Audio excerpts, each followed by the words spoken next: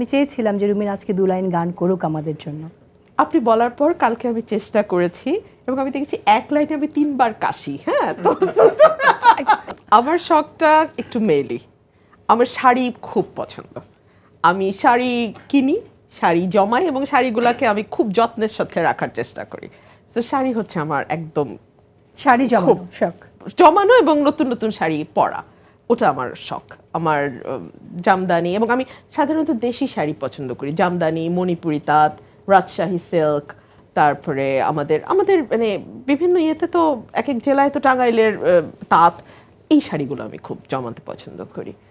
আর যেটা হয়েছে আর কি, এখন তো মানে এমন একটা জীবনে পা দিয়েছি যে এখন শখ বলতে সেরকম আর কোনো শখ মনে পড়ে না যে খুব বেশি। ছোটবেলা যেমন বই পড়তাম, প্রচুর বই পড়ার বাইরেও আমার মনে হয় যে প্রত্যেকটা পরিবারই বোধহয় তাদের সন্তানকে, আমি সবার কথা বলছি না, আমার বন্ধু বান্ধবদের ক্ষেত্রে দেখেছি আমি যে গান শিখতে দেয়া, নাচের স্কুলে দেয়া।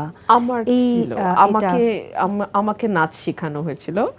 আমি বাফা বুলবুল ললিত কলা একাডেমি থেকে নাচে 7 বছরের একটা গ্র্যাজুয়েশন ওটা করেছি। আর কত্থক শিখেছি আমি শিবলি মোহাম্মদ আর নিপার কাছে।